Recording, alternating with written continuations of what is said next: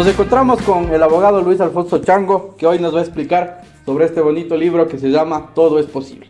Abogado, buenas tardes.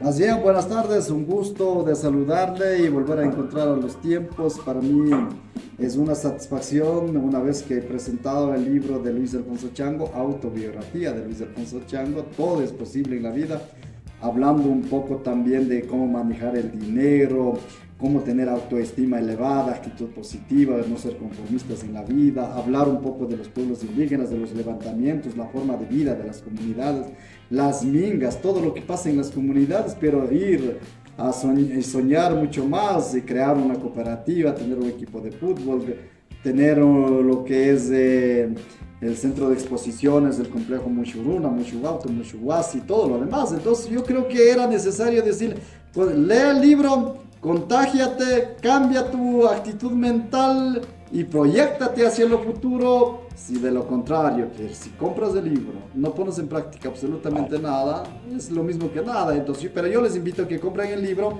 más bien conozcan las experiencias de Luis Alfonso Chango, que son motivadoras, porque ningún indígena ha alcanzado lo que Luis Alfonso Chango lo ha alcanzado. Claro que ha alcanzado en el sistema cooperativo unos que otros, pero en otros asuntos no han logrado mayor. Vamos contando un poco de su historia, ¿no? Esa historia que plasma el libro, Todo es posible. Cuénteme cómo consiguió esta gran beca que le lleva a continuar su trabajo político, porque la vida es una política, y trabajar para esta gran empresa como es Mushuruna, la beca del INCAE. Bueno, primero, fíjate que yo estudié más bien en la Universidad Técnica Particular de Loja y yo siempre participaba en cursos de liderazgo y uno de esos estuve invitado por la PEGUE en la Universidad Técnica de Ambato en Ingaurco y el instructor me dice: Luis Alfonso, ¿te vas para arriba o a dónde te vas? Y yo digo, me voy para Pilahuín, a Plaza Urbina, y él me dice: yo me voy a Hotel Miraflores y te puedo llevarla. Y les digo, claro que me puedes llevarla. Y entonces me la trajo hasta el Parque Montalvo y ahí me dijo el instructor, me dice: Luis Alfonso, tú tienes materia prima para ser becario de la Fundación Hans Seidel. Y yo les digo, pero me he ido 2 veces, pero no me han atendido siquiera para darme la beca. Y él consiguió 5 minutos para hablar con Armin Schlegel.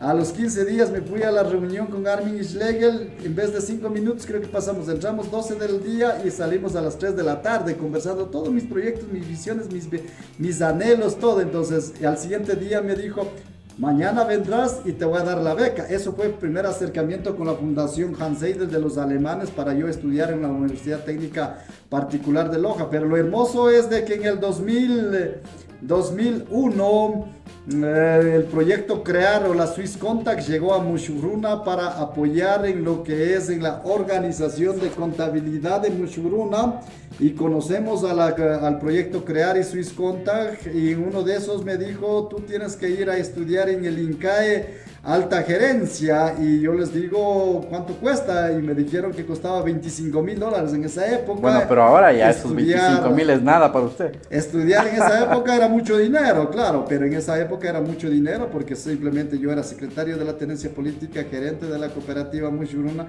pero no creo que ganaba ni $600 como gerente de Mushuruna en esas épocas, pero 25,000 era mucho dinero. ¿Hace cuántos años es eso? Estoy hablando hace 22 años, entonces, pero por eso me dieron la beca y estudié en el INCAE en Costa Rica. Y cuando llego a Costa Rica, el personal de la cocina o los chefs se acercaron donde mí, y yo creo que miraron por primera vez un indígena con poncho rojo, pantalón blanco llegar al INCAE, y me dijo: señor, ¿usted qué come? ¿Qué tenemos que preparar para usted?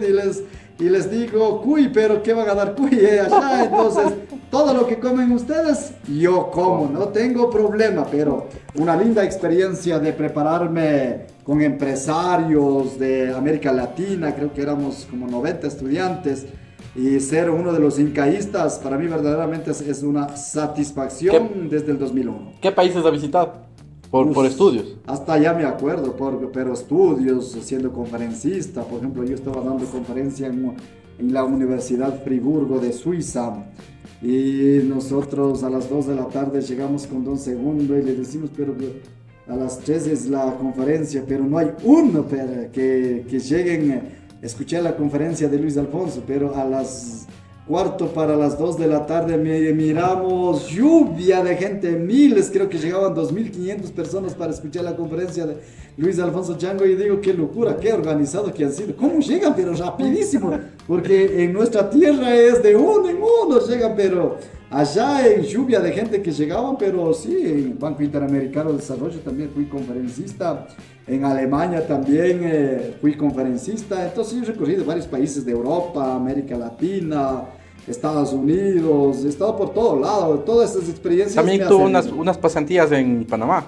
o en Guatemala. ¿Cuáles fueron? Panamá, Guatemala, Nicaragua, Costa Rica, creo que ha sido pan del día, siempre he estado por esos lados, pero últimamente ya no me he ido, más bien me he centralizado en mis negocios, más que ser conferencista o más que andar en las capacitaciones, porque gracias a Dios en Mushuruna también tenemos un equipo especializado, adecuado, que apoyan de una u otra manera también. Una pregunta clave. ¿Por qué Mushuruna es Mushuruna? ¿Qué les llevó toda esa educación a tomar esa decisión que Mushuruna es Mushuruna? Yo estuve en Guatemala y lo miraba también unas publicidades que decía, ejemplo, Toyota es Toyota y los demás son cuentos. Entonces me vino la idea de regresar al Ecuador y decirle, ahorita hay 1.000 cooperativas indígenas, de las 1.000 cooperativas indígenas todos quieren ser lo mismo que el Mushuruna. Y digo, bueno, que haya cooperativas, perfecto, pero nosotros tenemos que ir marcando la diferencia y por eso me vino la idea de decirle, Mushuruna es Mushuruna, pero aumenté la palabra de decirle, no es lo mismo, Mushuruna es Mushuruna. Entonces eso es un eslogan que lo vine viendo también en Panamá y no, en Guatemala. Entonces hay que irlo pues diferenciando a la Mushuruna, marca conocida, prestigio, solvencia, con identidad y sobre todo también con una visión futurista que siempre hemos trabajado. Hablando un poco del libro, encontré en una de sus páginas una pregunta importante. ¿Por qué tener dinero? A ver, el dinero hay que tenerle porque es elemental para satisfacer tus necesidades, pero el dinero no es la felicidad, como yo lo pongo en mi libro. La felicidad es la familia, la felicidad es vivir feliz junto a sus seres queridos, a la comunidad, al prójimo y todo lo demás. Pero el dinero también es un elemento necesario porque te permite satisfacer tus necesidades, luego poderte apoyar y si a través del dinero emprendes, puedes generar impuestos para el erario nacional, puedes crear oportunidades laborales. Entonces yo pienso que el dinero, como le digo en mi libro, es muy importante y valioso. Yo prefiero tener dinero antes que no tener. Yo me acuerdo alguna vez de las tantas conversaciones que hemos tenido en los años que trabajé con usted, me decía, no hay que tener dinero bajo. ¿A qué se refiere con esto?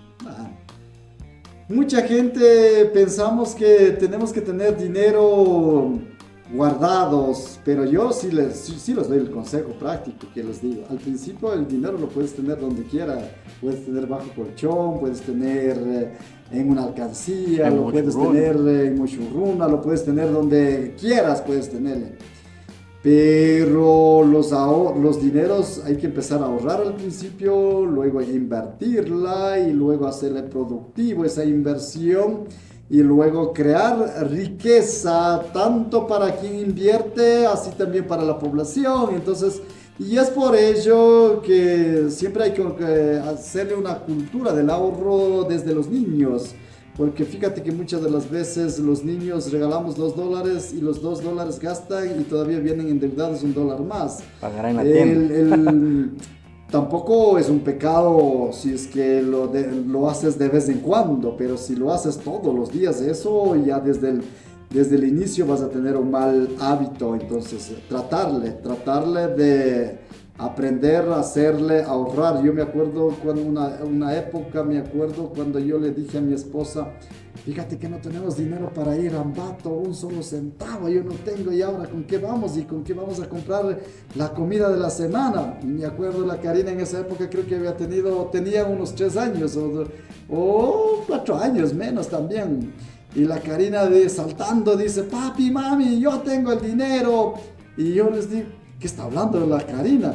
Y la Karina corre tras de un espejo grandote que sabía estar colgado a la pared. Y ella lo que había sabido hacer es coger de los bolsillos, encontrar los dineros de donde quiera, hacerle un puñadito, tipo puñadito, y tirarle tras del espejo. Y ahí como ahora, si haciendo una relación, digo, tras del espejo había estado más o menos como en los actuales momentos, siquiera unos $150. Ya, con eso ya es para 15 días claro, o para un mes. Y digo, ¿de dónde sacaste, Karina? Yo todo el dinero que yo encontraba, tiraba acá. Pero eso también es un secreto de la Karina, no sé, yo creo que ni ha de acordar ella, sí. Yo tampoco le he preguntado a ella, pero sí nos acordamos, vea, las cosas que pasan. Entonces, a los niños hay que enseñarle también la cultura del ahorro. Mi nieto lo hace, por ejemplo, Matthew Spandi lo hace, mi junior Luis Alfonso Chango igual lo hace, la Tiffany también lo hace, los nietos de los hijos míos lo hacen, pero siempre hay que estar inculcándole de que no gastes todo el dinero que te damos, una partecita por lo menos ahorra, y luego hay que irlo enseñando y diciendo, a ver, ya tienes, pongamos un ejemplo, si tienes $200, cómprate dos borreguitos de $100 y vas a ir incrementando tu patrimonio. Entonces hay que irlo haciendo crecer, porque yo me acuerdo cuando yo tenía 10 años, yo ya empecé a independizarme y tener mi propia parcela de terreno y comenzar a vender mis propios productos. Y yo le mandaba a mi abuelito, le decía, abuelito, encárgame estos 10 atados de cebolla, pero me traes el dinero. Y yo no me venía en Ambato, pero a mi abuelito le mandaba, pero con un atadito traerásme las tortillas de dulce. Y yo, mi abuelito, ya a partir de las 12 del día, yo sabía estar ya esperando carros que lleguen a la casa, y preguntaba a los vecinos que llegaban en los primeros carros, decía, ¿no le han visto a mi abuelito en Ambato? Entonces ellos decía, si estaba en Ambato, ya mismo ha de venir. Entonces, fíjate que yo ya independicé, pero ya mis productos mandaba a vender a mi abuelito. Un ejemplo de ahorro, de inversión, de patrimonio es Muchugruna, ¿no?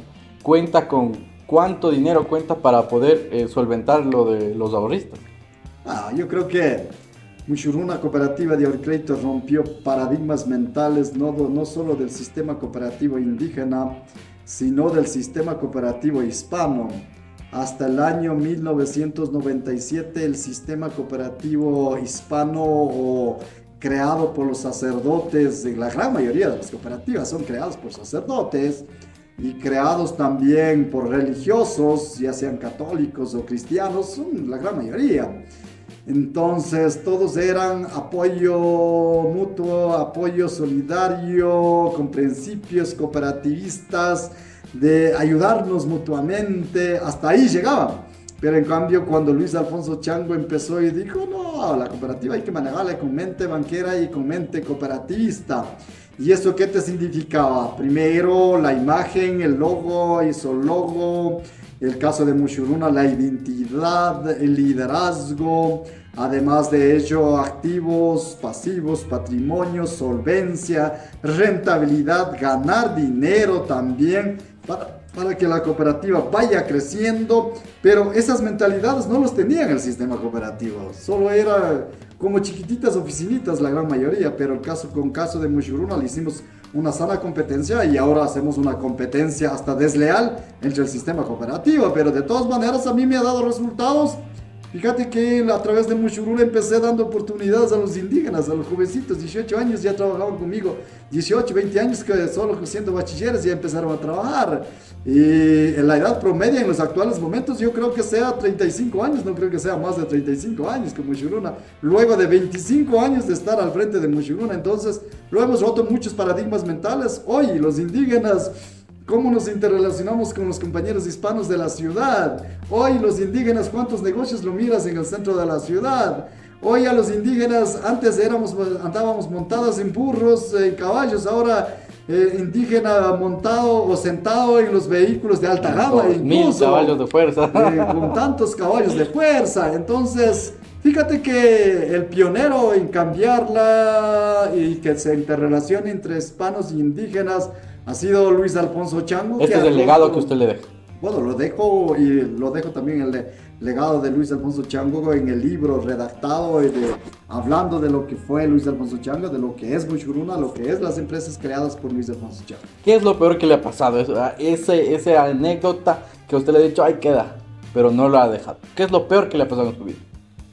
Bueno, de Mushuruna, yo En general, siempre- ¿no? De todo. de Mushuruna personalmente, yo qué te puedo decir en el 2008 que tuve corrida de dinero, donde los envidiosos, un grupo de personas hispanas junto a los indígenas me trataron de quebrar en el 2008 diciendo que yo estaba preso en los Estados Unidos y me hicieron retiros masivos. En 15 días me retiraron 15 millones de dólares. Todos los días era un retiro de $1 millón. Incluido Radio Ambato sacaba al aire diciendo que ya tiene que intervenir la superintendencia de bancos porque hay esos rumores, hay esos comentarios que Mushuruna ya está en la quiebra y todo lo demás.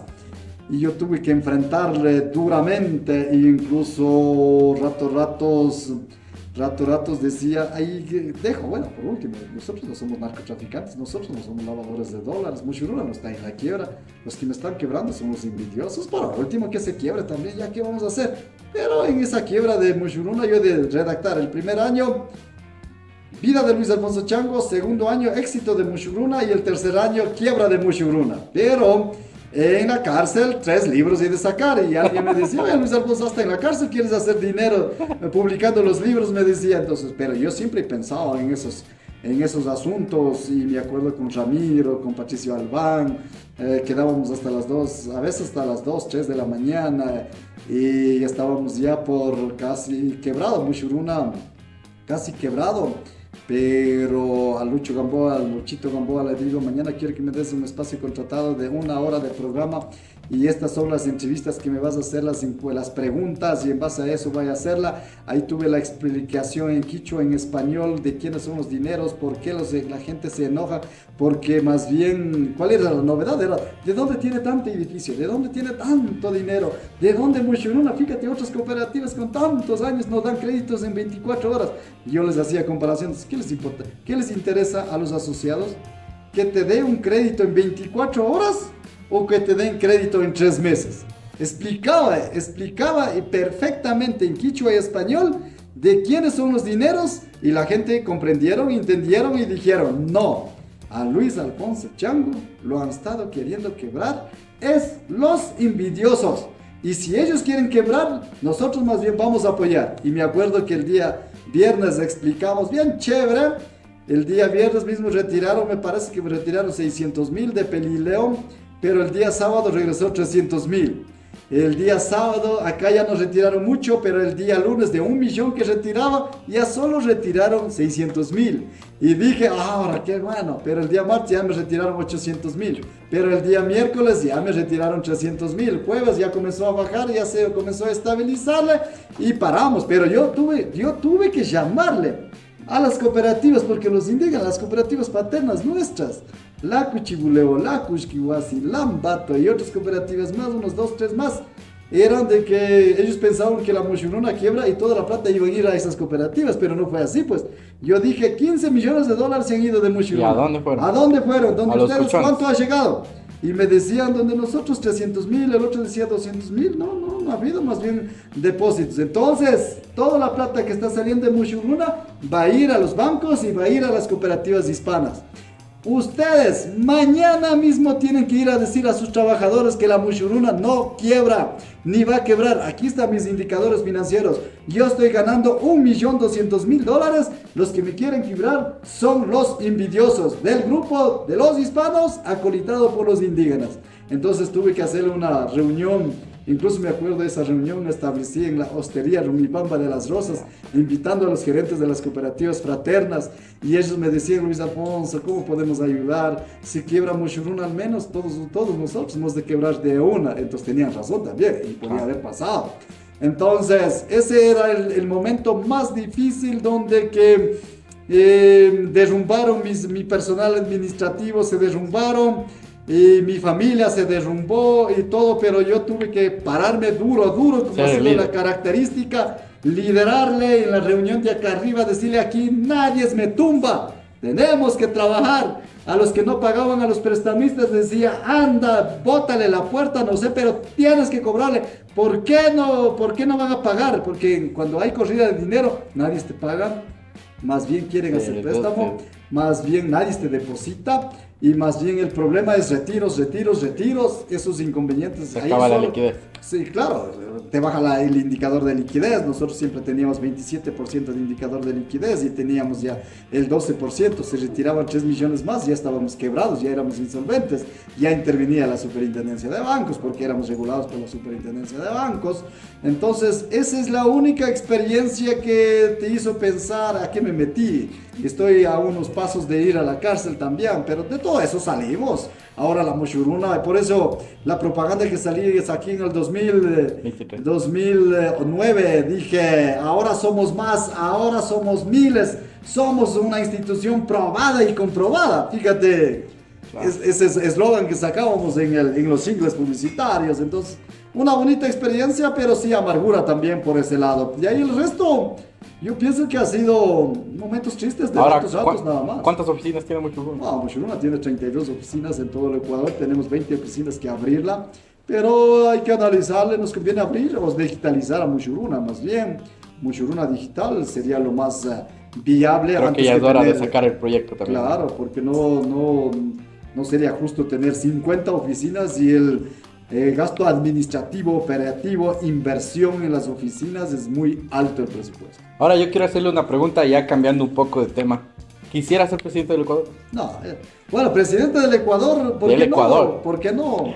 ¿Por qué no presidente del Ecuador? Yo creo que cuando somos niños siempre soñamos ser presidente, o te pregunta cuando seas grande qué quieres ser, presidente del Ecuador, y todos los niños te ríen, pero yo creo que esos sueños no hay que quitar, no hay que dejarle a un lado, pero para cambiar y hacer las cosas correctamente, pero ellos analizaré después de 6 años, como yo siempre les he dicho, cuando tenga 60 años como mínimo. Y de ahí, de lo contrario, si no se decide, seguir en mis empresas, en mis negocios, seguir creando más negocios y disfrutar los últimos años de mi vida junto a mis nietos, que sería lo más hermoso. Para ir terminando, ¿qué debe ser una persona o qué debe hacer una persona para tener éxito en la vida? Para que todo sea posible.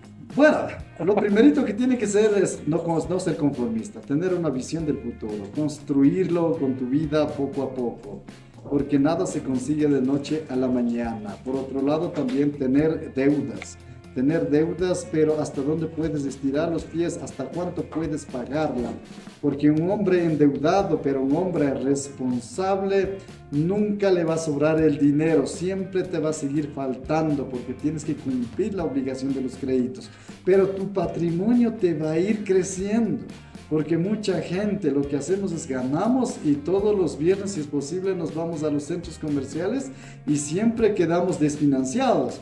Pero el secreto de Luis Alfonso Chango es aprender a endeudarse y pagar responsablemente. Además de ello, no ser conformista, siempre ser visionario para los próximos años. Irla construyendo tu vida, poniendo metas y objetivos claros y poniendo nuevos retos. Y lo poco que ganas o bastante que ganas, teniéndole duro, ahorrado. No necesariamente ser tacaño, pero sí administrar correctamente el dinero. Eso ha sido el secreto para mí. En este sentido, ¿qué le hace falta al ecuatoriano para ser exitoso? Bueno, a nivel nacional, a nivel mundial. Para mí siempre digo es lo mental. Lo mental. Porque tienes que sentarte, reflexionarte, meditarte, comprometerte y proyectarte. Si hace un año atrás, todos los viernes hacía San Viernes y todos los viernes a lo mejor me iba a los centros comerciales, todos los días paso mirando la telenovela, desde las 7 de la noche hasta la 1 de la mañana paso viendo telenovelas, o ahora en los actuales momentos desde las 7 hasta la 1 de la mañana paso en los celulares, estoy desperdiciando mi tiempo, no estoy siguiendo a los mentores exitosos en la vida. No estoy siguiendo a los fracasados también, porque de los fracasos también se aprende. Entonces, para mí, personalmente, yo creo que es lo mental.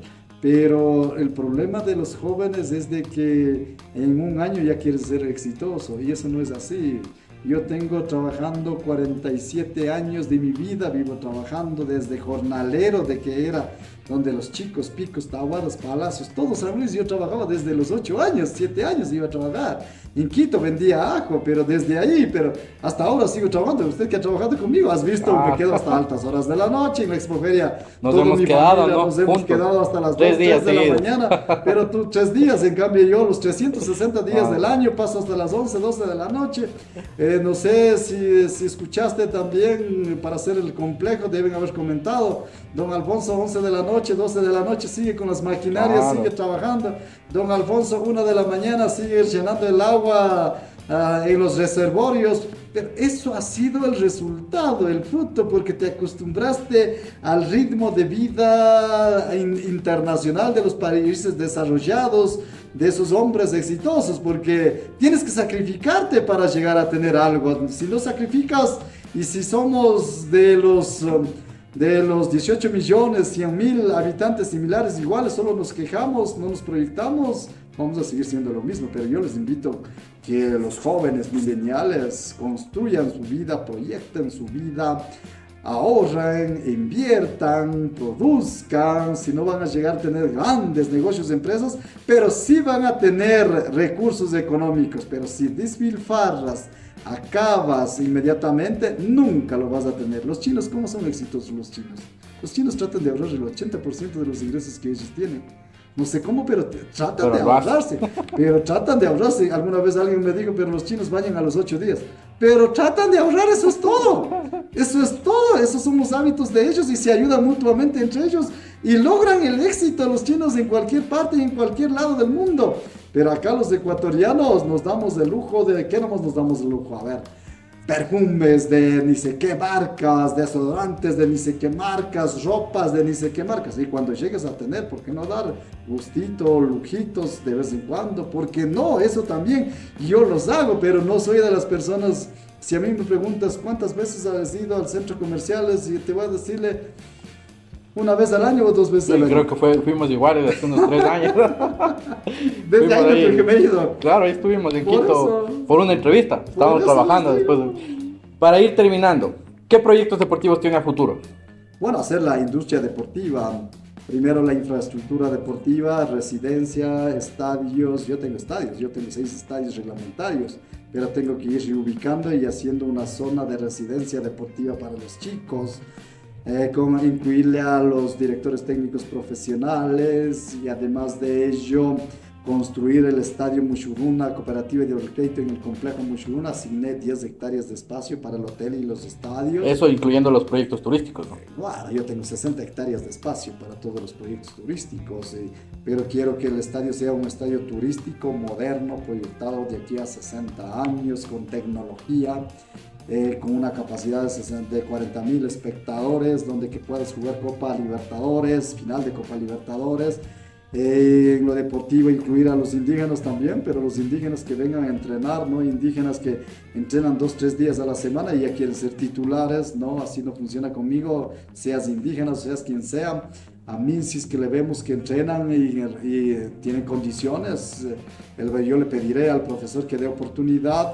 Entonces el Mushuruna Sporting Club ya tiene marca e imagen a nivel nacional, incluso a nivel internacional, y los proyectos tienen que ser jugar Copa Libertadores y Copa Sudamericana todos los años como Mushuruna, pero teniendo la materia prima, infraestructura deportiva, haciendo industria deportiva, generando millones de dólares de ingresos económicos para Mushuruna Sporting Club. A eso tenemos que dedicar inmediatamente, porque ya tengo en espacio de terrenos, creo que soy el que más tiene acá, con 60 hectáreas, donde que tengo el complejo en Tizaleo y una zona estratégica junto a la carretera Ambato-Riobamba. Entonces, eso es el trabajo mío, es un gran reto junto a Karina, junto a Verónica, junto a Luis Alfonso y junto a mi familia, que siempre está pendiente del fútbol. Una última pregunta. ¿Dónde puede la gente obtener el libro Todo es Posible y cuál es el valor? Bueno, el libro de Luis Alfonso Chango, les invito a que compren, lean, sean analíticos, críticos, pongan en práctica, sueñen grandes cosas. El libro de Luis Alfonso Chango lo pueden adquirir en todas las oficinas de Mushuruna Cooperativa de Crédito en todo el Ecuador, en las 32 oficinas del Ecuador. El costo es $15. Hemos puesto un costo manejable y los que son chupistas, en vez de tomar 2 cajas de cerveza, yo creo que ya van a tener un libro de Luis Alfonso Chango y que te va a servir para toda la vida. Un gusto, un placer, hasta la próxima. Gracias. Gracias a todos. Para Diario La Besi, entrevista con abogado Luis Alfonso Chango.